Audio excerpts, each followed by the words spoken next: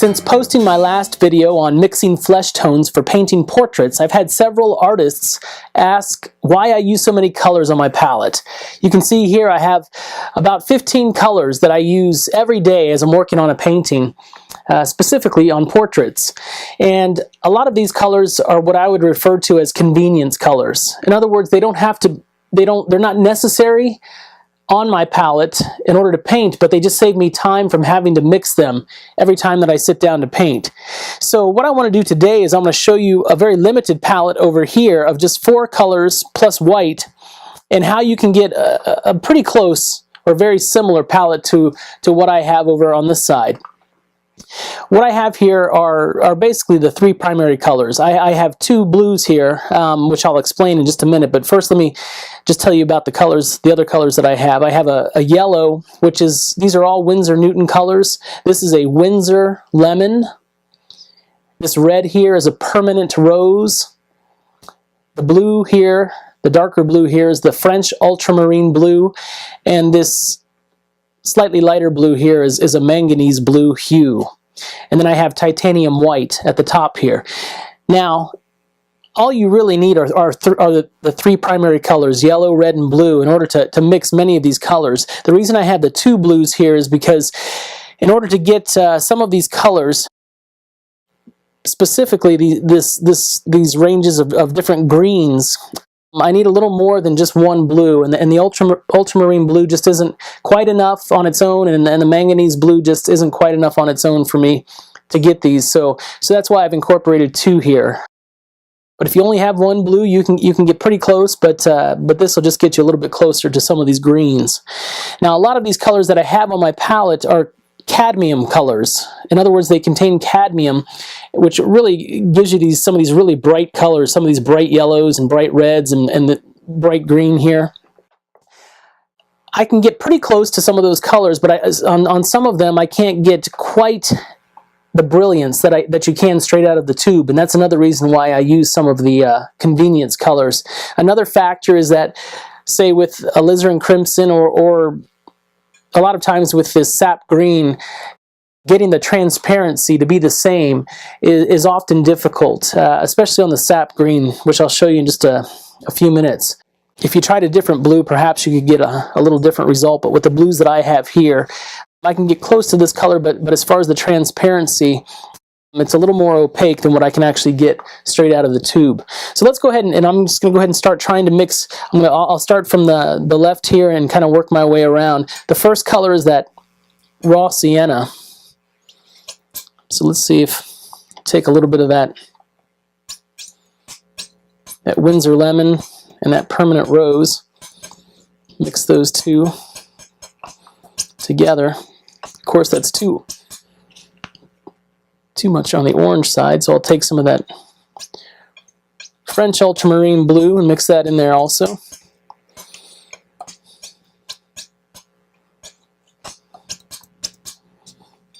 It's got a lot of oil in it, you can see as I'm splattering all over the palette here. Take a little more of that Permanent Rose, because I not only want to try to get into the correct color family, but I also want to I have to get the correct value as well in order to get it to look like that same color.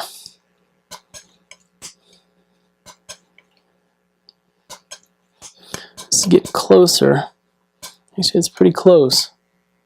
It's a little dark, so I'm going to go ahead and add just a little bit of yellow in there.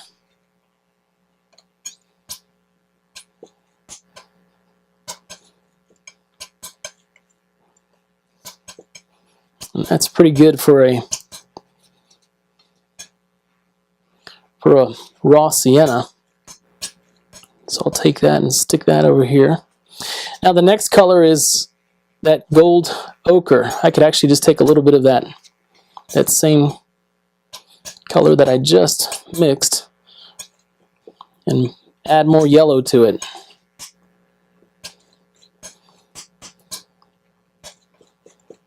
Every time that I'm getting set to dip into one of these colors over here, I'm cleaning off my palette knife because I want to try to keep it as clean as I can so that I don't end up getting all these other colors mixed into those primary colors that I have, in order to keep the color as pure as it can. I'll add a little more of that red in there.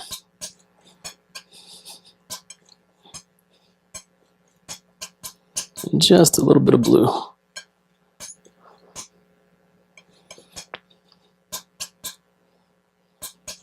Let's go a little bit darker.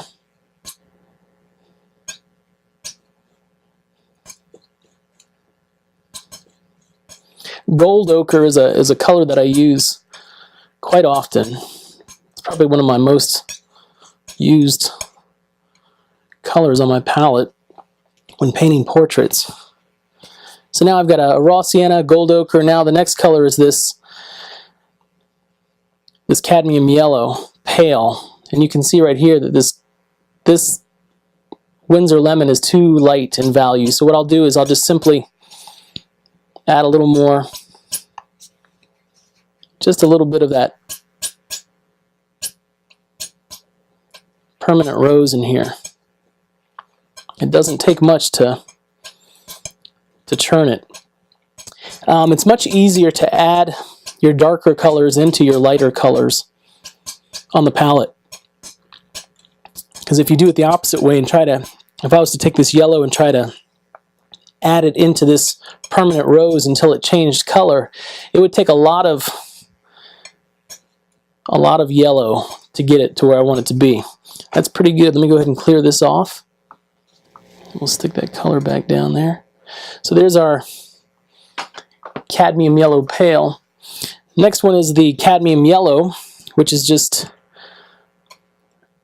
we can get that the same way, just add a little more of that permanent rose to get it to churn a little more towards the red side.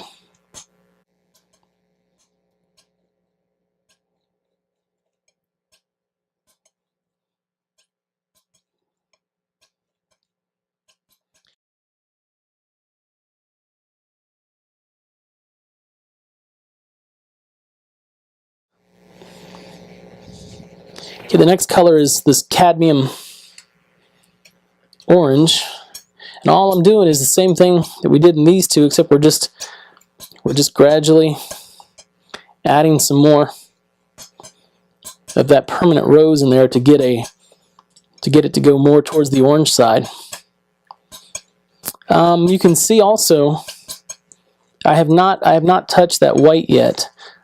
I don't even know if I'm going to tell you the truth, but we'll see. I may have to. It's a little light. Let's add a little more of that red color in there. Now you can see the more I work on this, it's taking a while to get these colors to do what I want them to do, and because of that, that's why I have these other colors on my palette, is just to save me the time from having to do this every time that I paint. This is always a good exercise, though, to challenge yourself in judging colors.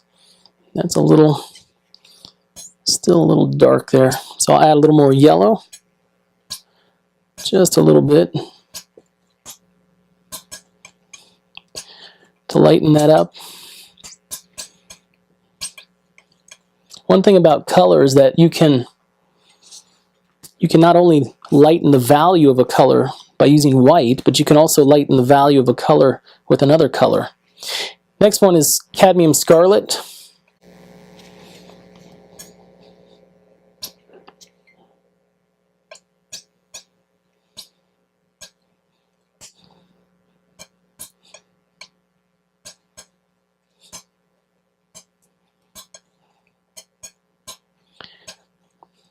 Now, because that one's a darker value, I started adding more of that yellow into this darker color. When you get into the lighter values, it's better just to gradually add a darker color into it. That's pretty close. Let's add just a little more red.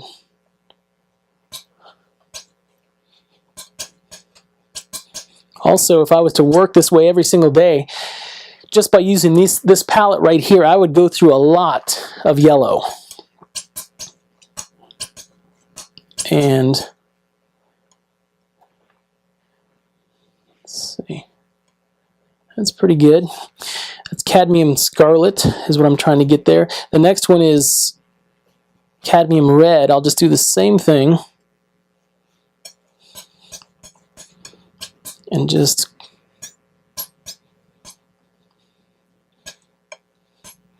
add a little more of that red in there compared to the cadmium scarlet that we just mixed.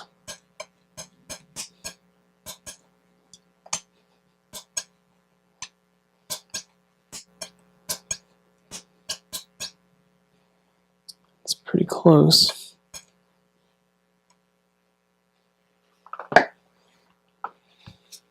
Can actually go a little bit lighter. I'm really picky when it comes to the value and the temperature of a color because they're so closely related that if you don't have the right value, you're not going to have the right color. That's better. Okay, and then the next one is going to be that cadmium red deep.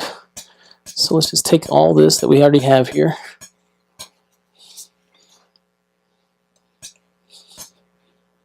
Add some more of that permanent rose. That's going to be too dark.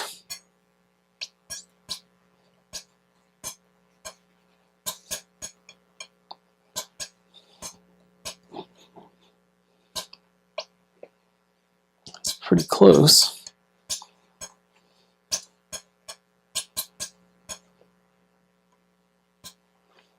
Okay, and then we have the next color, which is alizarin crimson. Now this is where it gets a little interesting.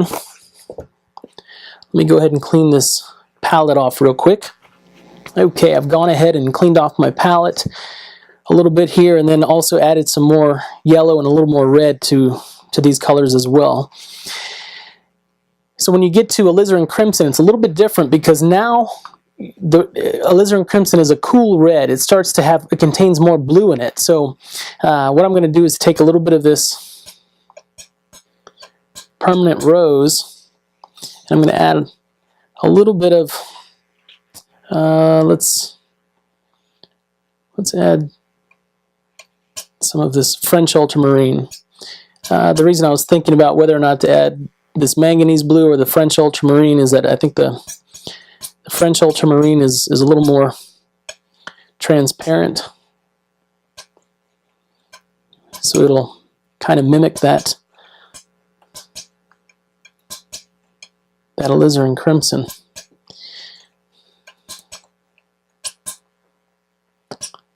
Add some more blue in there.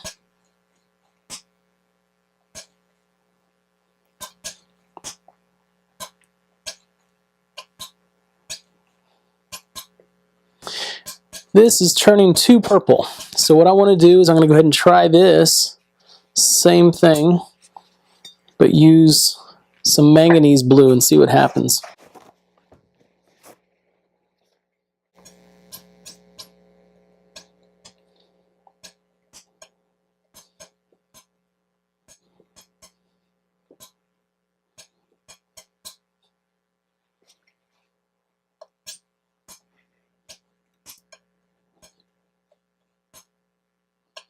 That's actually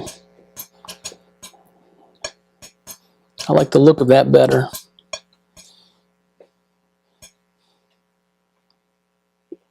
Stick that up there. Okay, now we get into the cadmium green pale, and that's always a fun color. Let's just take some of this Winsor lemon with a little bit of manganese blue. Doesn't take a lot to change that color. I need a little more though.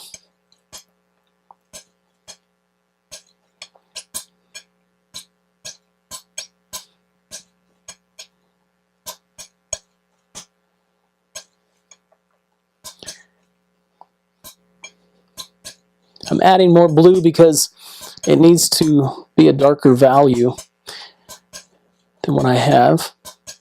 And also, by getting that darker value, by getting that correct value, I'll end up getting the closer to the correct color of that cadmium green pale. This will probably do it.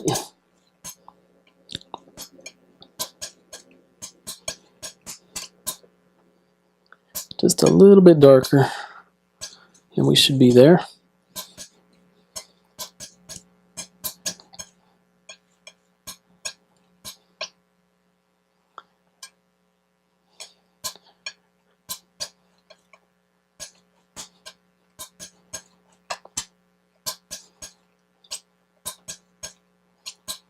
Let's see how that looks. It's pretty close. So now we've got our cadmium green pale. The next color is the tricky one, and that's that sap green. So let me go ahead and clear this off. Okay, to get that sap green, I'm going to need some yellow. And I'll try it a couple different ways. Let's try using some of this French ultramarine blue.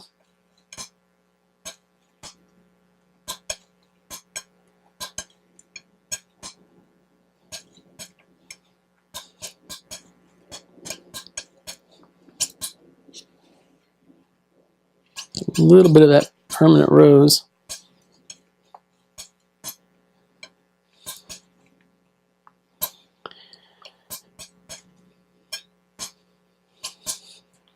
The thing about sap green is that it's a warm green, a warmer green, I should say. So finding the right balance when you're trying to mix it on your own is kind of tricky. Let's see what that looks like. It's not quite it. Let me try let's try the manganese blue. Let's see if that works different.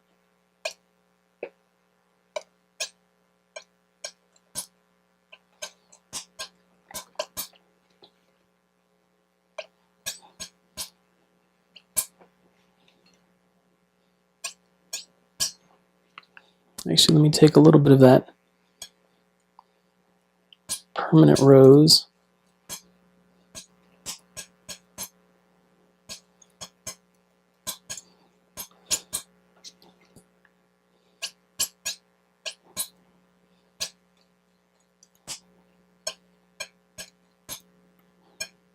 Oops. Gotta stick with manganese blue for a sec.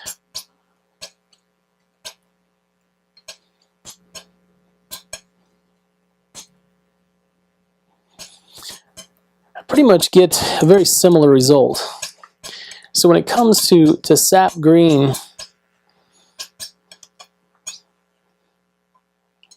it's pretty similar. So that's actually a little bit cooler. So the difficulty again is trying to get that balance between the warmth of that green and the value of that sap green. And right now, if I go darker than this, it's going to cool it down using the colors that I have. And if I add more yellow, it's going to warm it up, but it's also going to make it lighter. So that's probably as good as I'm going to get. So I guess out of all three, I would go with that first one, which is the French ultramarine blue. Next is Prussian green. So we'll take some of that yellow.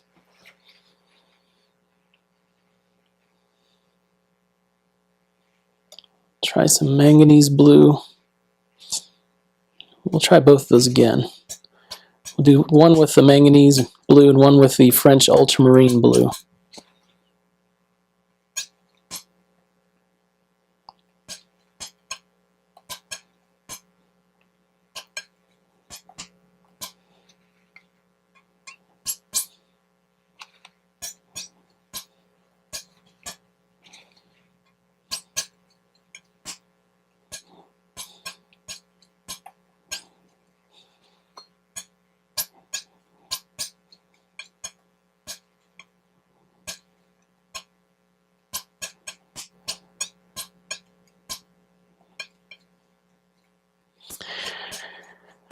This is darkening the value, but it's not giving me the green that I'm looking for. Let's try manganese blue.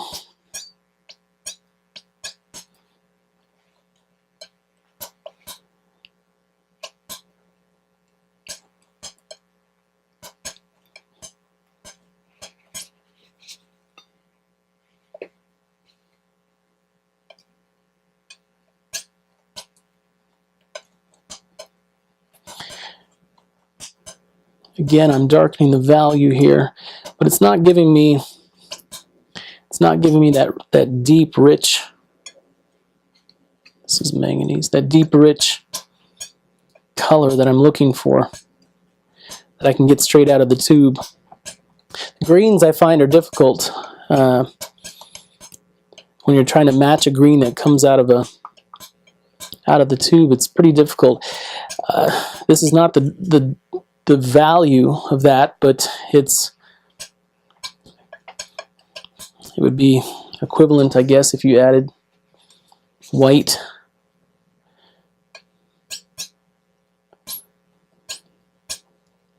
to that Prussian green. This is just Prussian green with titanium white. You can get pretty close. It's pretty close, but again, it doesn't give me that deep value, that extra value that I need. So let me go ahead and get rid of that. But that would be about as close as I can get to that Prussian green using these colors right here. Okay, the next color is Viridian. Take that manganese blue. Just a little bit of that Winsor lemon, and then I'll add some of that French ultramarine blue into it as well. Viridian is a very cool green.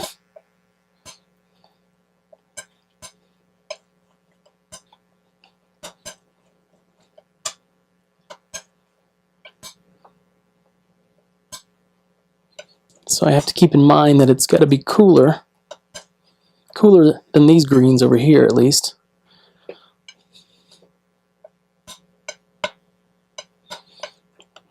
don't want to make it too blue, though. Again, I'm going to run into the problem of not getting quite deep enough in value as I can get out of the tube. Let me try one more thing. I mean, that mimics Viridian, but with a little bit of white added into it. Let's see if I can take that French ultramarine blue and it's just manganese blue I just dipped into up there. That manganese blue, and just add a little bit of yellow.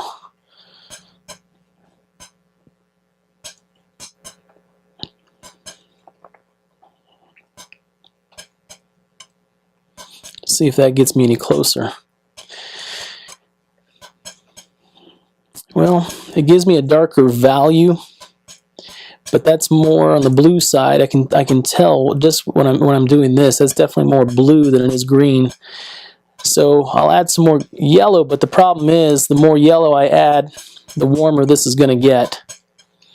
And it's going to move out of that, start to move out of that Viridian family. It's closer, but that's a closer value, but I don't think it's closer in terms of the actual color of Viridian. This, I think, is more of a Viridian, just because it has more blue in it, I think. But you can set that one there. You can see the difference in those two. Actually, I'm just going to take that off. I don't like that. Okay, and then of course we have our manganese blue, which is already here, and our French ultramarine, which is already here as well.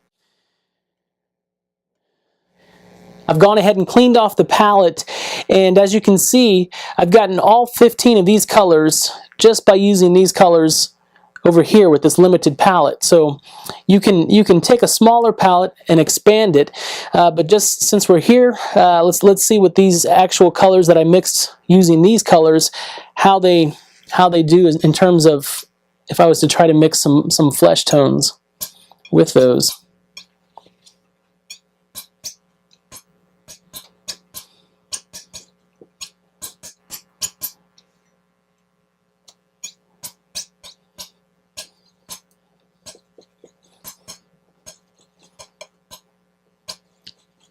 To learn more about the colors that I use every day, really, for painting portraits and mixing portraits, you can refer to my other video on mixing flesh tones, which might be a help to you if you're interested. One of the great things about working from a limited palette is that you learn a lot about color and how it works. And if you're struggling with color or trying to understand it more, I would definitely recommend working with a very limited palette like the one that I have down here. That's actually how I started out. When I first started painting, I wanted to learn as much as I could about color because I just didn't have a grasp on it at all. And the best way that I found was to actually go ahead and work from a limited palette because I only had so many choices that I could make, and it forced me to think in terms of color. And it forced me to really memorize the color wheel and how complementary colors work with each other. And if you're struggling with your current palette or with color, I would highly recommend just trying a very limited palette to see what you can come up with. Just mixing a few different grays for the skin.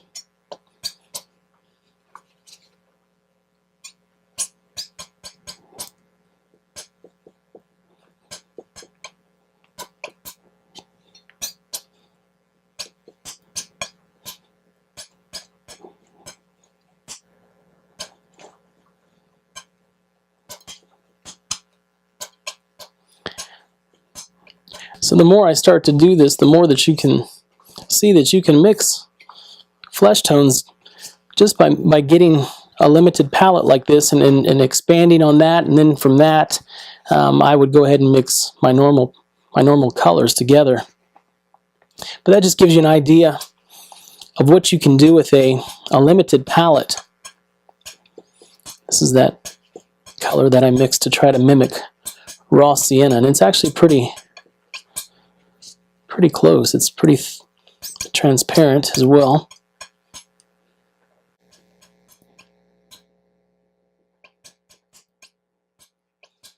Let's see what that Prussian green color looks like.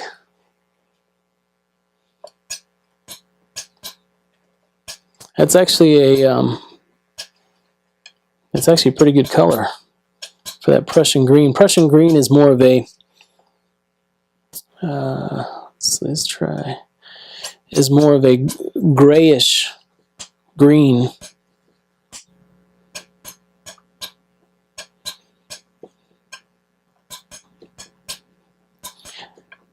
So yeah, that works pretty good to use as a grain agent in flesh tones. But anyhow, that should give you a good idea of how you can take a limited palette of a few colors, expand it to get, in this case, 15 colors, and then from those, mix those together in order to get different flesh tones as well, and adding white into those also. But that just gives you a good idea of why I use so many colors on my palette, because it takes so long to mix these colors out that it's just much easier to put them out on the palette and then go ahead and start painting on the portrait. Anyhow, I hope this helps you out, and I wish you all the best in your art. Take care.